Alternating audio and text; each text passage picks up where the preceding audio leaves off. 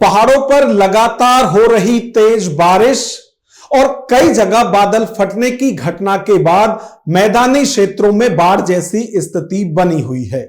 और उत्तर भारत के तो कई राज्य ऐसे हैं जो इन दिनों बाढ़ से ग्रस्त हैं और वहां के लोग बाढ़ से पीड़ित हैं। अब देश की राजधानी दिल्ली भी इससे अछूती नहीं रही।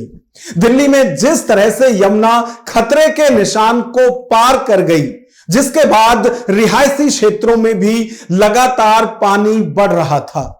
लेकिन अब अच्छी बात यह है कि यमुना का जलस्तर लगातार कम हो रहा है और यदि फिलहाल की बात करें तो यमुना खतरे के निशान से नीचे बह रही है। तो जहां बाढ़ जैसे हालात थे, अब वहां थोड़ी राहत मिली है, तो वहीं इस पर दिल्ली में सियासी संग्राम शुरू हो गया है। हमारा आज का विश्लेषण इसी पर होगा कि आखिर ऐसे हालात में क्यों बीजेपी और आम आदमी पार्टी एक दूसरे पर निशाना साध रही है। नमस्कार, मैं हूं नगेंद्र भाटी। इन दिनों उत्तर भारत के ज्यादातर राज्य बाढ़ से पीड़ित हैं। पंजाब में बाढ़ का कहर देखा जा रहा है और वहां जनजीवन किस तरह अस्त व्यस्त है वो लगातार हम देख रहे हैं। हालांकि कुछ सामाजिक संगठन और सरकारों की तरफ से भी वहां मदद पहुंचाई जा रही है। उसी तरह से यदि बिहार की बात की जाए तो बिहार में भी बाढ़ के जैसे हालात बने हुए हैं।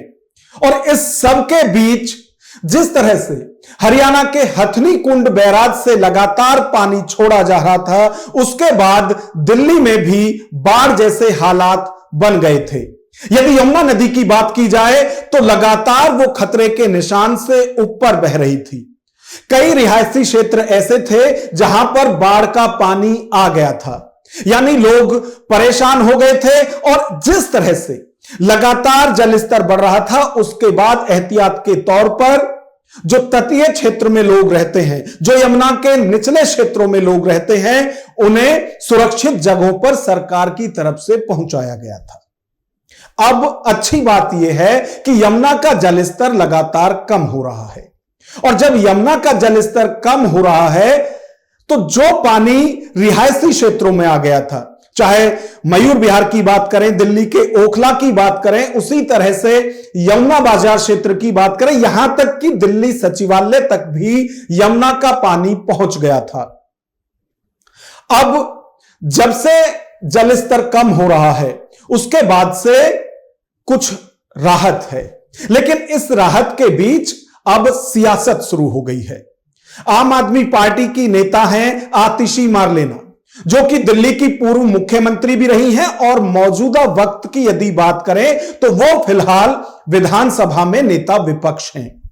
उनकी तरफ से रेखा सरकार से यह मांग की गई है कि जिस तरह से हजारों परिवार आज बाढ़ग्रस्त हैं, जो अपने परिवारों को छोड़कर शिविर में रह रहे हैं, तो उनकी सहूलियत के लिए सरकार की तरफ से व्यवस्था की जाए।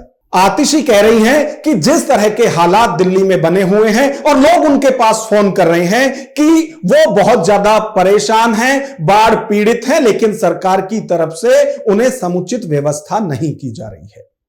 सबसे पहले क्योंकि इन परिवारों के सदस्य 10 दिन से काम पे नहीं जा पाए और आने वाले कई दिनों तक काम पर नहीं जा पाएंगे, दिल्ली के मिनिमम वेजेस के आधार पर जो 18,000 रुपए महीने हैं, हर परिवार के एडल्ट मेंबर को इस हिसाब से फौरी तौर पर रिलीफ दिया जाए। यानी बाढ़ पीड़ित परिवारों के हर एडल्ट मेंबर को 18,000 रुपए तुरंत दिए जाएं कि वो अपनी जिंदगी को ऑन ट्रैक लेके आ सके। इसके अलावा हर परिवार को उनके घर में हुए नुकसान के आधार पर उनको मुआवजा दिया जाए। दूसरा, जो बच्चे इन घरों में रहते थे, उनकी सारी कॉपी, किताब, school bag, notebook, pen, pencil सब बाढ़ में बह गई है। तो मेरी रेखा जी से अपील है कि दिल्ली के सभी बाढ़ पीड़ित परिवारों के बच्चे, चाहे वो सरकारी स्कूल में पढ़ते हैं, चाहे वो प्राइवेट स्कूल में पढ़ते हैं, उनको तुरंत किताबें, कॉपियां और स्कूल का सामान दिलवाया जाए। तीसरा, कई हमारे ऐसे किसान भाई बहन हैं जो यमुना खादर में फ्लड प्लेन्स में खेती करते हैं, सब्जियां उगाते हैं, फल उगाते हैं, उन सबकी खेती खत्म हो गई है। जैसा कि आपको पता होगा, पंजाब में जहां बाढ़ आई है वहां पे आम आदमी पार्टी की सरकार ने किसानों को मुआवजा देने की घोषणा करी है। तो हम अपील करना चाहेंगे कि दिल्ली के सभी किसानों की जिनकी खेती बह गई है उनको मुआवजा दिया जाए। 20,000 रुपए एकड़ के हिसाब से सभी किसानों को मुआवजा दिया जाए। अब आतिशी कह रही हैं कि दिल्ली की मुख्यमंत्री को अपनी जिम्मेदारी समझते हुए ऐसे पीड़ित परिवारों की मदद करनी चाहिए, और उसमें बाकायदा वो पंजाब का उदाहरण भी दे रही है कि पंजाब में जहां उनकी सरकार है, आम आदमी पार्टी की सरकार है, वहां किसानों को कंपनसेशन वहां आम आदमी पार्टी की सरकार दे रही है। तो दिल्ली में क्योंकि बीजेपी की सरकार है तो उन्हें भी यह सब करना चाहिए। वो पूरा जिम्मेदारी का एहसास उन्हें करा रही हैं। वहीं अब रेखा गुप्ता का जवाब भी इस पर आया है।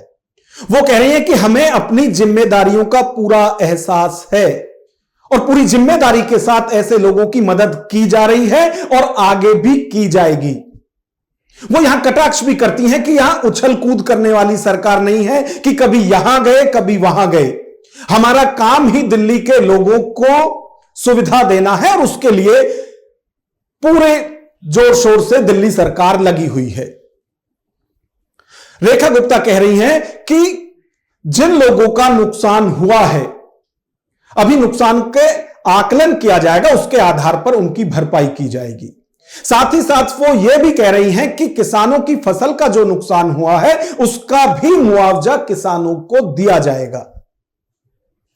यानी कि जो मांग आतिशी कर रही थी अब रेखा गुप्ता कह रही है कि ये तो हम पहले ही करते और इसके लिए सरकार तैयार है, अधिकारियों को बता दिया गया है, उनसे कह दिया गया है।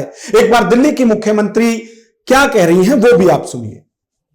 इस यमुना का स्तर जब बढ़ा और यमुना फ्लड प्लेन में पानी इकट्ठा हुआ, रात भर जग करके सभी अधिकारियों ने काम किया। जब रात को मुंगेशपुर ड्रेन टूटी तो भी, अन्य जगह जब गुड़गांव की तरफ से पानी आया खेतों में तो भी, हर जगह अधिकारियों ने अच्छा अपनी भूमिका निभाई। इसलिए उनको प्रोत्साहित भी किया और अभी इस रिलीफ में और भी काम करने की आवश्यकता है। लोगों को वापस अपने घरों में बसाने के लिए जिन सुविधाओं की जरूरत है सरकार उसमें भी मदद करेगी। जो किसानों का नुकसान हुआ है उनको भी हम राहत राशि देंगे और इसी तरीके से फिर से दिल्ली अपनी लाइन पे खड़ी हो जाए, अपनी वर्किंग में लग जाए। इसके लिए जो भी व्यवस्थाएं सरकार को खड़ी करनी है पूरी सरकार लग करके लोगों को वो सारी तैयारियां कराएगी। ईमानदारी से दिल्ली की सेवा में ये सरकार जुटी है। हमें किसी भी प्रकार का ये नहीं है कि कभी छलांग मार के यहाँ तो कभी छलांग मार के वहां। हमारी जिम्मेवारी दिल्ली के प्रति है, दिन रात है, हर क्षण है।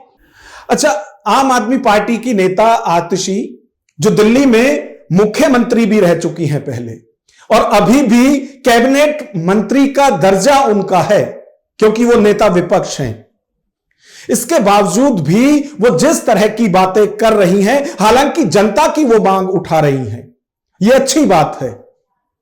लेकिन हमने इसी मुद्दे पर जो बाढ़ पीड़ित हैं कुछ ऐसे लोगों से बात की थी जब 2023 में बाढ़ आई थी, उसमें भी वो पीड़ित थे, तो उनको उस वक्त किस तरह का कंपनसेशन दिया गया था। जो मांग आज आतिशी बीजेपी सरकार से कर रही हैं, क्या वो सब उन्होंने खुद मुख्यमंत्री रहते हुए या फिर जब उनकी सरकार थी, आम आदमी पार्टी की सरकार थी दिल्ली में, क्या उस वक्त लोगों को उस तरह की सहूलियत या जो आज वो मांग कर रही हैं दिल्ली की बीजेपी की सरकार से, क्या उस वक्त बाढ़ पीड़ितों को उनकी तरफ से दिया गया था?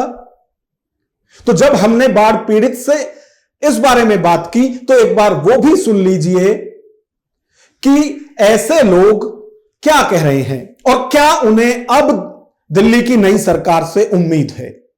की सरकार थी 10,000 रुपये का ऐलान उन्होंने करा था, किसी को पैसे मिले किसी को नहीं मिले। हमारा तो नुकसान 50, 60, 70 हज़ार से भी ज़्यादा का था। हमको 10,000 रुपये भी नहीं मिला।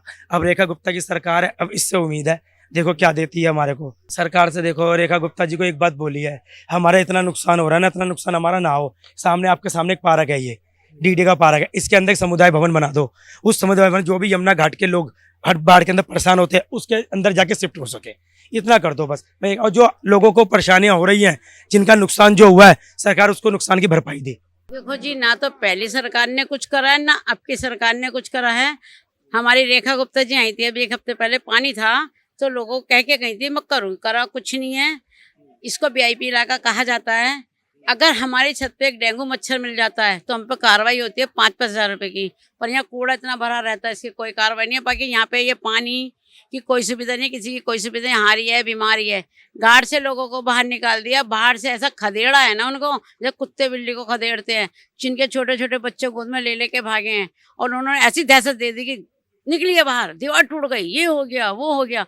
तो यहाँ भाई साहब कभी भी सुविधा दी नहीं किसी नेता। केजरीवाल जी थे तो उन्होंने झरना बहाया था, रेखा गुप्ता जी हैं वो उनके भी महान निकले, उन्होंने कुछ सुविधा दी भी थी, नाव से आए थे 2023 में, जहाँ बच्चों को बिस्किट भी दिया है, पानी भी दिया है, जो सुविधा हुई है गुरुद्वारे वालों ने मदद करी है, पर अब के किसी को कोई सुविधा नहीं है। ऐसे हालात में जब लोग पहले से ही परेशान हों और उनके घर में पानी आ गया हो, वो बाढ़ से ग्रस्त हो, बाढ़ से पीड़ित हो और अपने घरों को छोड़कर राहत शिविर में रह रहे हों, तो ऐसे वक्त पर सियासत नहीं होनी चाहिए।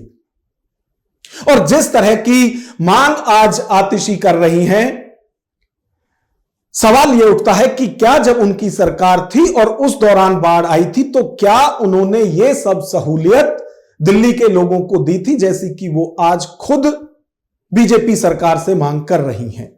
तो दिल्ली में सरकार चाहे किसी की भी हो, लेकिन जब भी यमुना खतरे के निशान से ऊपर बहती है या यमुना में जल स्तर बढ़ता है, तब जो यमुना के निचले क्षेत्र में रहते हैं या यमुना के आसपास के क्षेत्रों में जो लोग रहते हैं, उन्हें परेशानी होती ही है और बाढ़ का पानी उनके घरों तक पहुंचता ही है। हर बार हर सरकार की तरफ से उन्हें राहत शिविर में पहुंचाया जाता है, लेकिन किसी भी सरकार की तरफ से अभी तक कोई परमानेंट सॉल्यूशन नहीं किया गया है।